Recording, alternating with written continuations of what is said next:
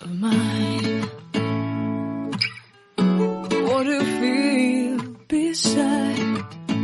I don't know where we're gonna fly like you did sometimes. Seeing eyes of mine. Love, love, love, I wanna be strong. Perkenalkan, nama saya Nilo Eka Rismawati, NIM 006.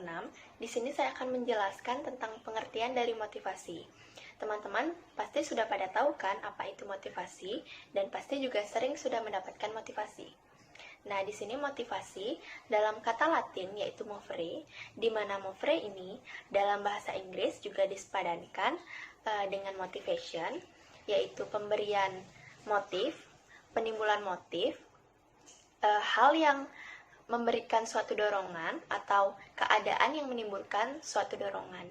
Jadi di sini pengertian motivasi dapat disimpulkan, motivasi merupakan suatu dorongan yang membuat orang bertindak ataupun berperilaku dengan cara-cara motivasi yang mengacu pada sebab munculnya sebuah perilaku seperti faktor-faktor yang mendorong seseorang untuk melakukan ataupun tidak melakukan sesuatu. Sekian dari pengertian motivasi, presentasi akan dilanjutkan oleh teman saya. Baik, perkenalkan nama saya Yeni Wijayanti, NIM 010.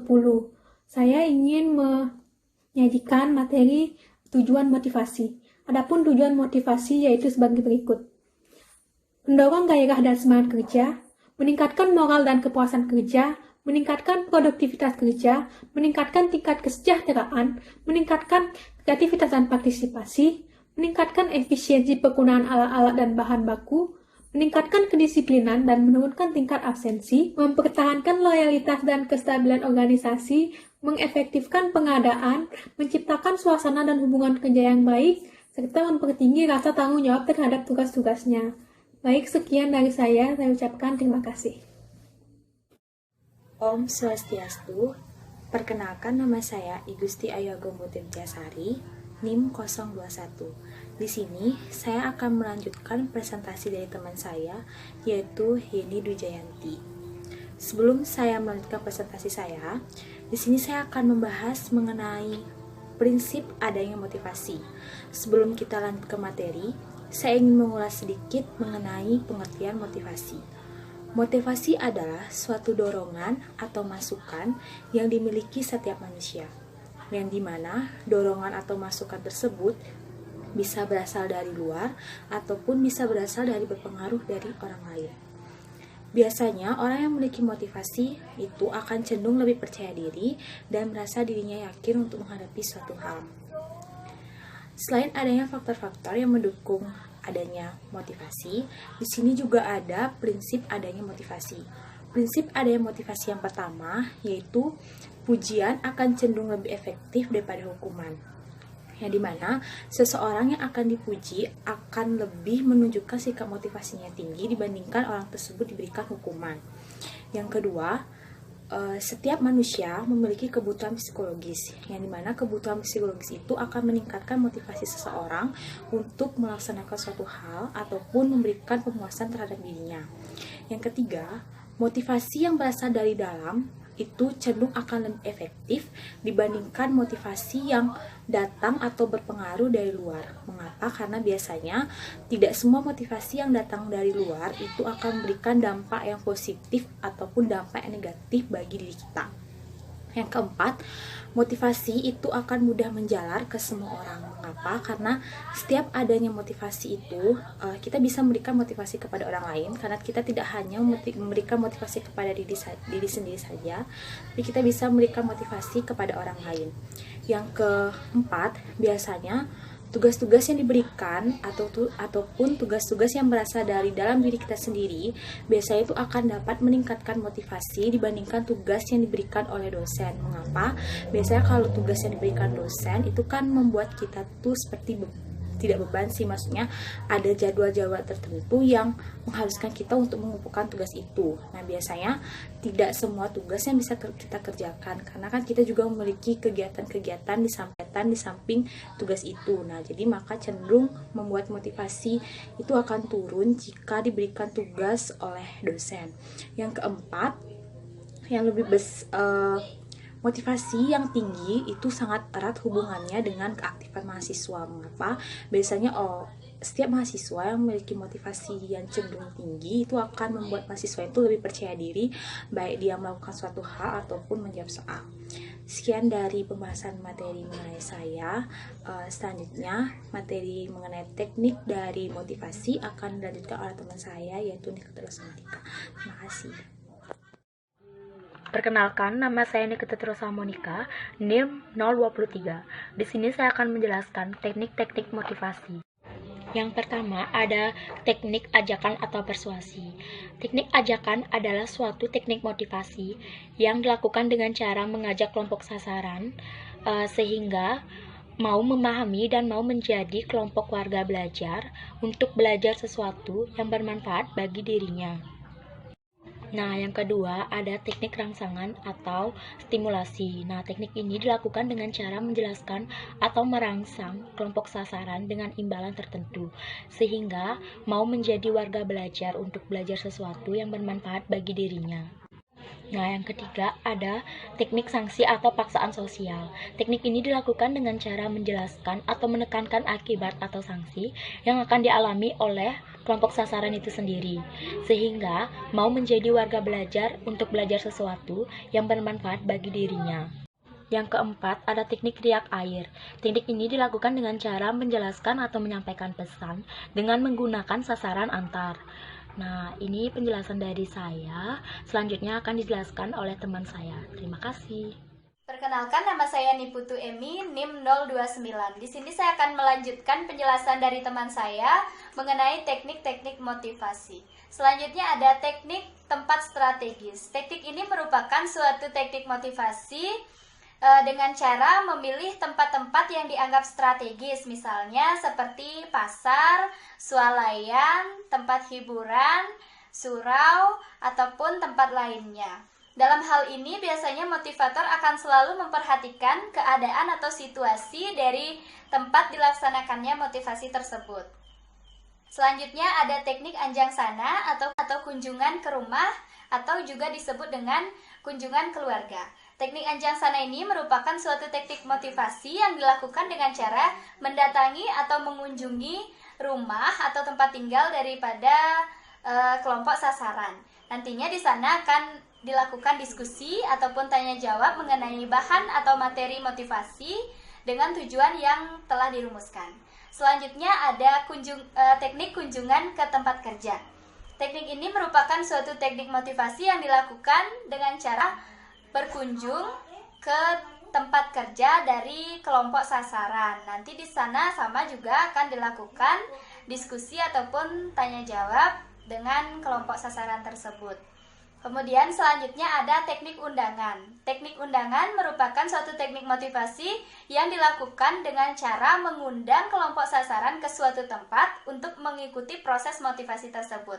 Nah, dalam pemilihan tempat menggunakan teknik undangan ini tentu saja kita harus memperhatikan tempat yang akan digunakan agar mudah dijangkau oleh kelompok sasaran, misalnya menggunakan tempat seperti balai desa, gedung sekolah, masjid, ataupun tempat lainnya.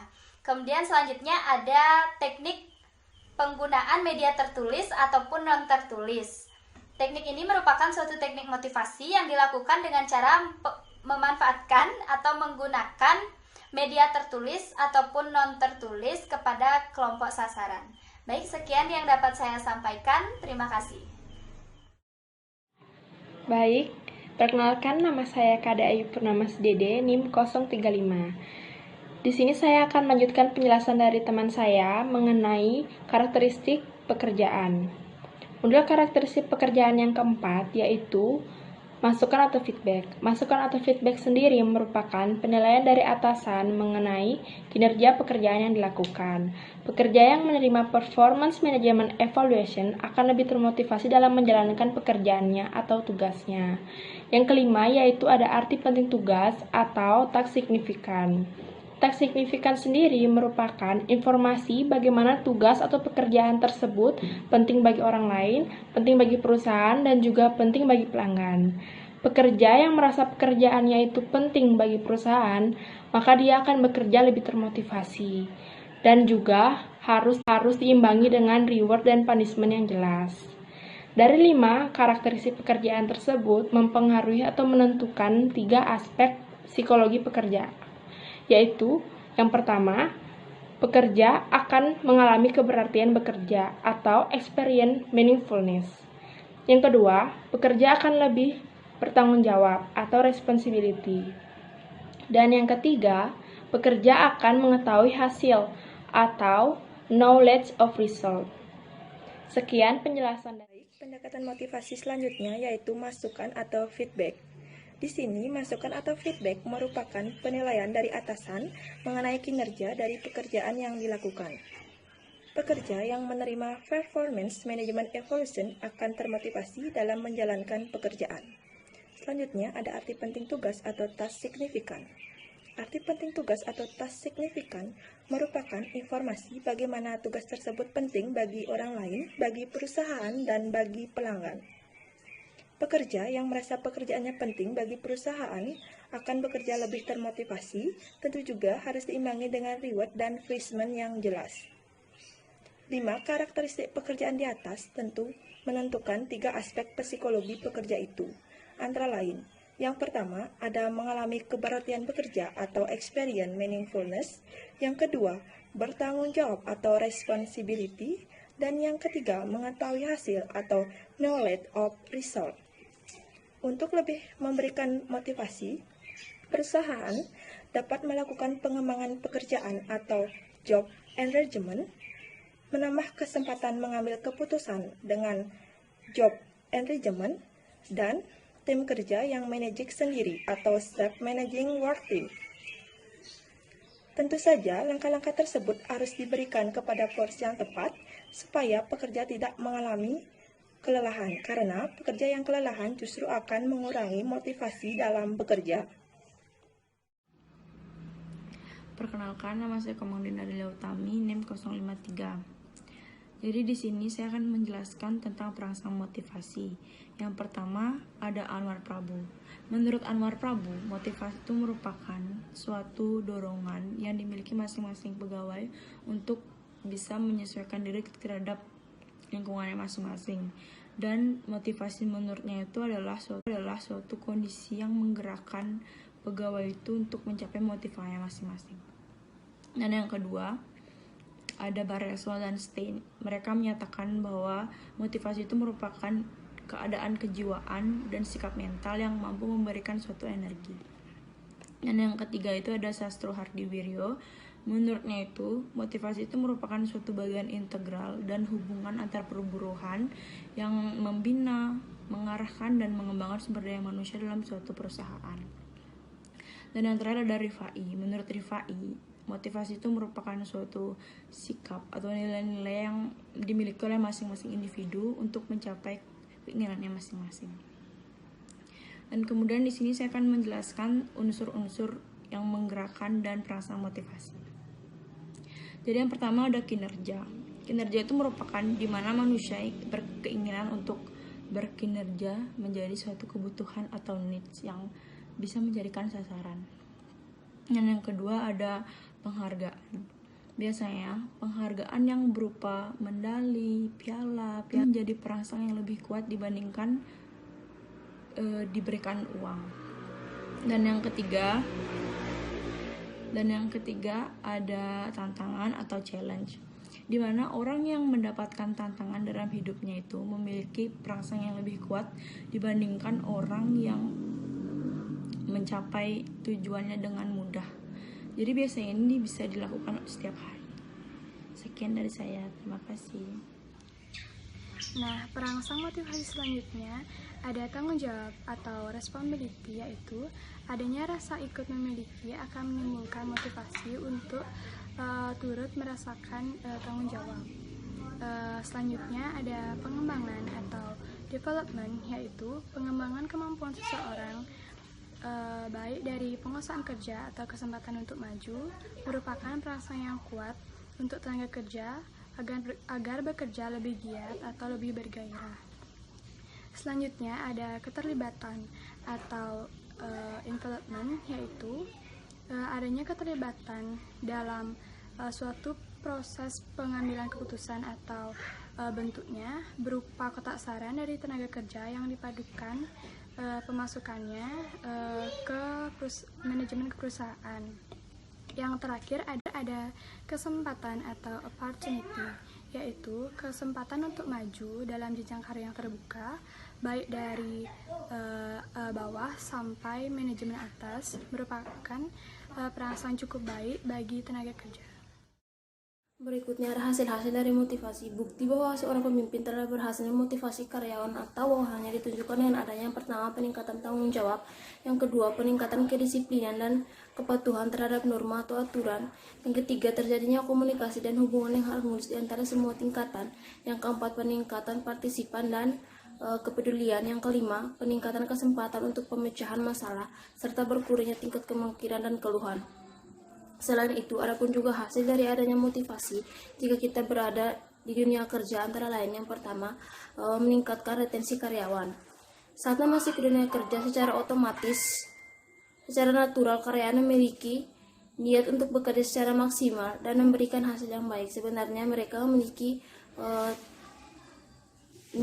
tingkat komunikasi yang cukup tinggi. Yang kedua, membantu meringankan tugas Anda. Keuntungan ini bisa dirasakan pada bisnis berskala kecil dengan jumlah karyawan yang tidak seberapa. Karyawan yang termotivasi tidak akan segan untuk membantu tugas operasional sehari-hari Anda. Yang ketiga, meningkatkan nilai produk. Adanya karyawan yang memiliki motivasi kerja di perusahaan dapat membantu Anda untuk menghasilkan produk berkualitas tinggi. Motivasi dalam bekerja yang dirasakan karyawan akan membuat karyawan merasa bahwa produk yang mereka kerjakan merupakan produk mereka sendiri. Yang keempat, karyawan tidak akan cepat puas dengan diri sendiri. Motivasi dalam diri dalam bekerja dapat menciptakan lingkungan kerja yang positif dan kondusif.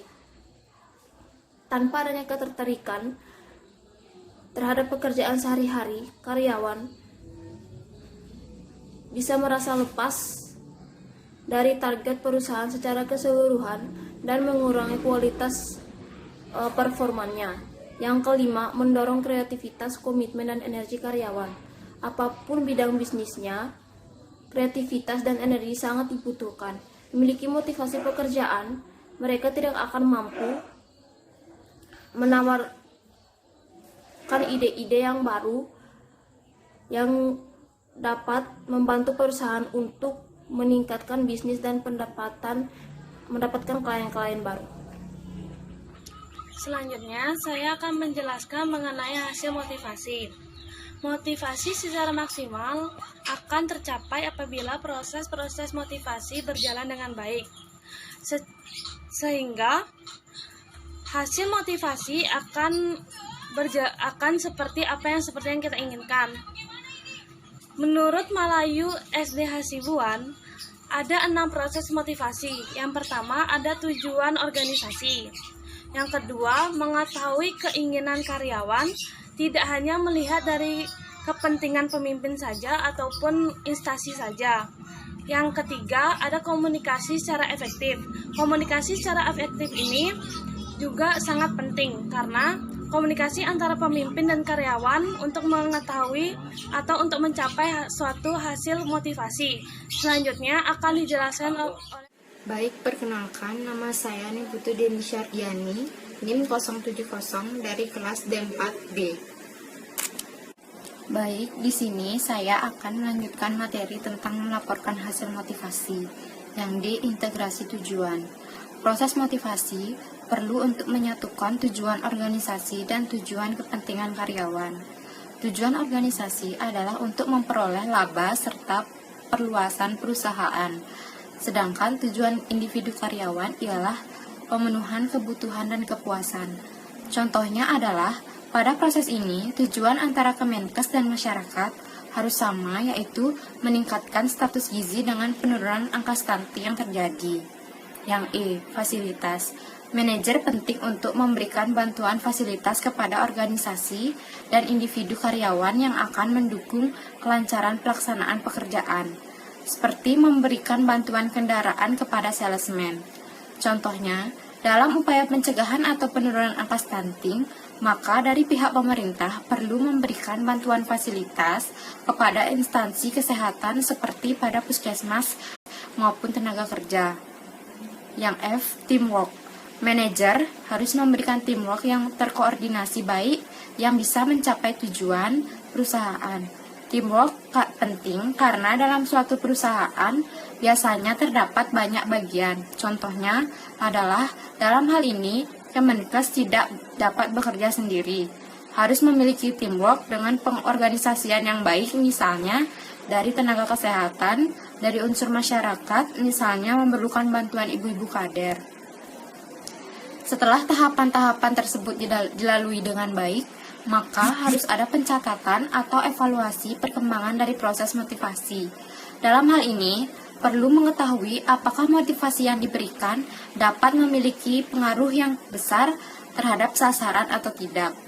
Jika sudah dilakukan evaluasi terhadap hasil motivasi, selanjutnya melaporkan hasil-hasil yang didapat dari proses motivasi kepada pimpinan dalam sebuah organisasi, dan juga semua anggota melaporkan hasil proses motivasi sangat berperan dalam pengambilan keputusan atau penentuan langkah-langkah yang harus dilakukan selanjutnya agar suatu tujuan organisasi dapat benar-benar tercapai.